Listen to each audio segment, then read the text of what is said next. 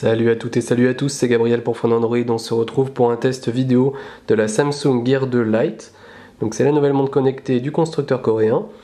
C'est la version Lite car il n'y a pas de capteur photo sur cette version.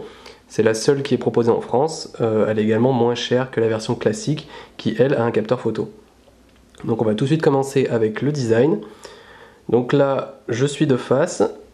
En dessous de l'écran on retrouve un seul et unique bouton qui permet d'allumer et éteindre l'écran, mais aussi de revenir à la page d'accueil. L'écran est de type Super AMOLED, donc il fait 1,63 pouces avec une résolution de 320 par 320 pixels, ce qui est largement suffisant. Et au-dessus, le petit rond que vous voyez, donc c'est l'emplacement qui est censé être utilisé pour le capteur photo, qui donc ici ne fonctionne pas. À l'arrière, on a le bracelet qui se fixe avec un système de clip. Donc en fait, vous avez juste à l'ajuster une première fois de cette manière. Vous faites glisser le bracelet jusqu'au cran qui vous convient. Vous appuyez et une fois que c'est fait, vous aurez juste à enfiler la montre et à la refermer de cette manière. Donc là, je suis sur la version noire. C'est un plastique texturé, le bracelet. Donc c'est un format standard de 22 mm et l'une des particularités c'est que vous pouvez le changer. Donc ça c'est plutôt pas mal. Si jamais vous avez même un bracelet de montre classique, vous allez pouvoir le changer. Je sais pas si vous voyez bien, juste ici en fait il y a une petite manette et si jamais vous tirez dessus de cette manière, vous allez pouvoir retirer le bracelet. Alors je vais essayer de vous faire, voilà, vous pouvez retirer le bracelet et changer très facilement. Donc ça c'est un bon point, comme ça la montre est vraiment personnalisable. Sur le côté on retrouve le micro, on a également un haut-parleur qui est situé juste là, qui va vous permettre de prendre des appels mais également d'écouter de la musique. Et à l'arrière, car c'est une montre connectée, c'est également une montre sportive, on a le cardio-fréquence-mètre qu'on retrouve également sur le Gear Fit et le Samsung Galaxy S5. Et juste au-dessus, les broches pour recharger la montre. En fait, vous allez la recharger grâce à ce petit accessoire qui est fourni avec. Vous avez simplement à le clipser. Et ça vous offre un port micro USB que vous utiliserez pour recharger directement la montre sur secteur grâce à cet accessoire qui est également fourni avec. Donc voilà pour ce qui est de la présentation générale. Il faut également savoir que la montre est certifiée IP67, donc elle est étanche. Vous pouvez l'immerger jusqu'à 1 mètre, je crois. Voilà, vous pouvez prendre votre douche avec, vous pouvez transpirer quand vous faites du sport, il n'y a vraiment aucun souci. La montre résiste très bien. Donc toute l'interface est gérée par Samsung Tizen et non Android. Donc ça se voit pas graphiquement parce que ça ressemble beaucoup à la première version de la Gear, mais donc c'est bien Tizen qui tourne. L'OS a l'avantage d'être assez léger et se montre apparemment un petit peu plus économe en énergie qu'Android. Ça se ressent au niveau de l'autonomie notamment. Donc là je suis sur l'écran d'accueil qui affiche l'heure et 3 raccourcis vers des applications. Comme vous allez le voir, on va pouvoir personnaliser ça. Donc je vais dans mes paramètres, j'appuie sur fond d'écran. Donc là je suis sur le fond d'écran rouge. Donc si je reviens sur le bleu, je vois que ça change instantanément. Je peux également modifier l'horloge, c'est-à-dire là j'ai l'heure et 3 raccourcis, mais je peux choisir des versions un petit peu plus classiques comme celle-là. Hop, voilà ce que je fais maintenant. Donc après c'est vraiment à vous de voir ce que vous voulez, c'est en fonction des goûts. Donc si vous voulez rechanger, toujours rendez-vous dans les paramètres. Je vais remettre l'horloge telle qu'elle était avant. Et voilà. Puisqu'on est dans les paramètres, donc on peut changer en plus de cet écran d'accueil, vous pouvez voir vos notifications. Donc là, les notifications sont activées, ça fonctionne avec votre smartphone via Bluetooth. Donc pour cela, vous devez avoir votre téléphone avec le Bluetooth activé et l'application Gear Manager installée dessus. Et dès que vous recevrez, que ce soit un SMS ou une notification d'application, vous pourrez la lire sur votre montre directement. Donc je vais vous montrer comment ça fonctionne, les notifications. Voilà, vous appuyez ici. Comme vous pouvez le voir, là j'ai toutes mes applications qui m'ont envoyé des notifs. Donc par exemple, si je vais sur l'équipe.fr, voilà, je vois que j'ai le résultat du tennis, j'appuie, alors selon l'application vous avez le titre et un court extrait du message. Pour vos SMS, vous pouvez par contre la lire en entier. Et si je veux en savoir plus ou répondre, j'appuie sur ouvrir sur l'application, ce qui va automatiquement ouvrir l'app sur le téléphone. Pour ce qui est de vos SMS, donc vous pouvez les lire en entier, vous n'avez pas de clavier pour répondre, mais il y a des messages préenregistrés que vous pouvez utiliser pour répondre, et vous pouvez également utiliser S-Voice pour dicter ce que vous voulez écrire.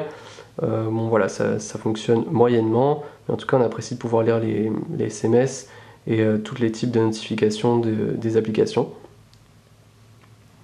Donc ça c'est bien. Quand on continue à faire un tour,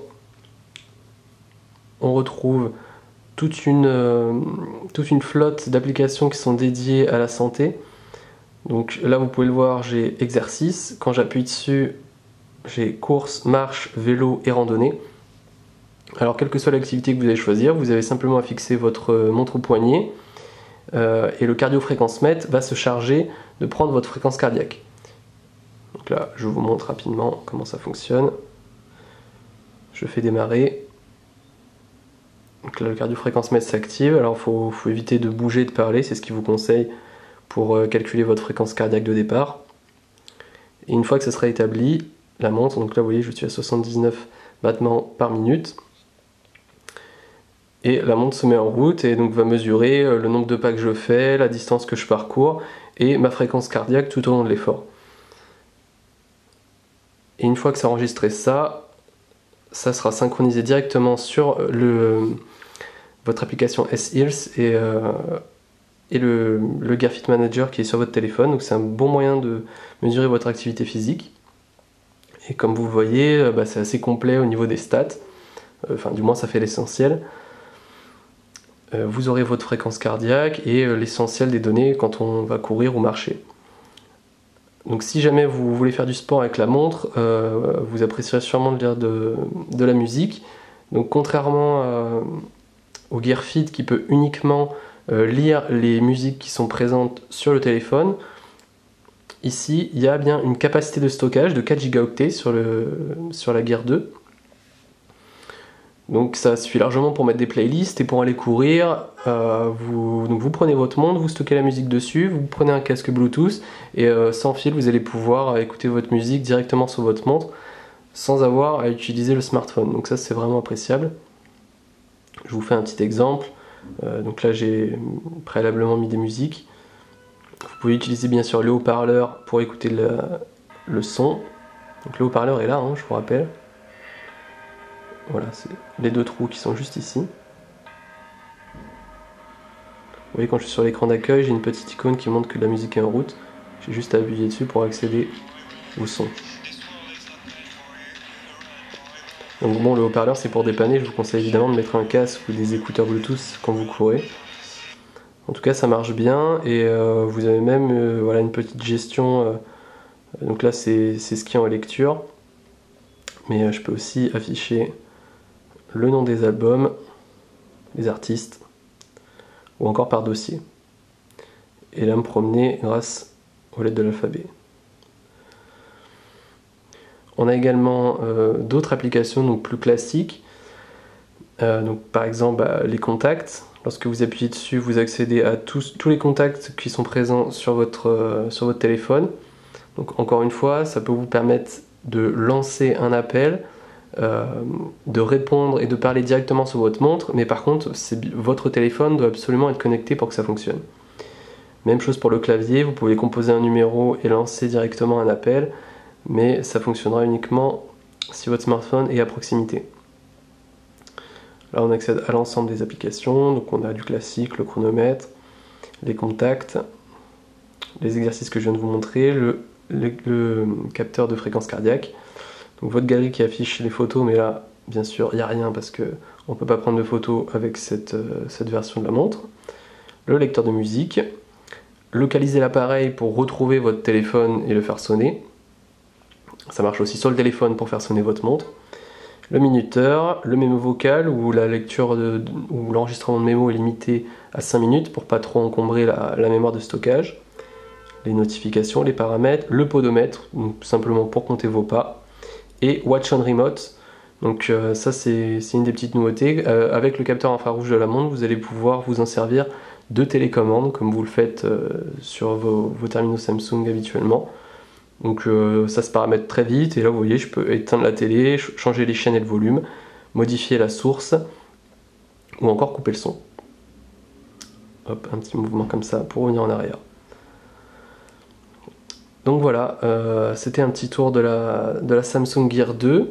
J'espère que ça vous a plu. Si jamais vous voulez plus de détails sur les caractéristiques techniques, vous pouvez tout retrouver sur le site. Il faut savoir que cette montre donc est déjà disponible dans le commerce. Elle est vendue environ 200 €. Elle s'améliore par rapport à la première version. Voilà. L'autonomie est supérieure, on peut stocker de la musique dessus. Il y a le lecteur de fréquence cardiaque, le capteur.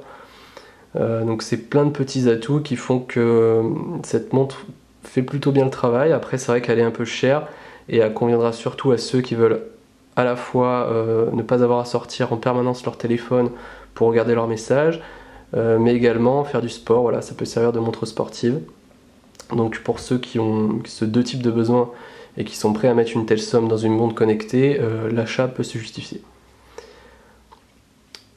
Voilà, j'espère que ça vous a plu et merci à tous d'avoir regardé ce test. On se retrouve très vite sur Phone Android. Salut à tous.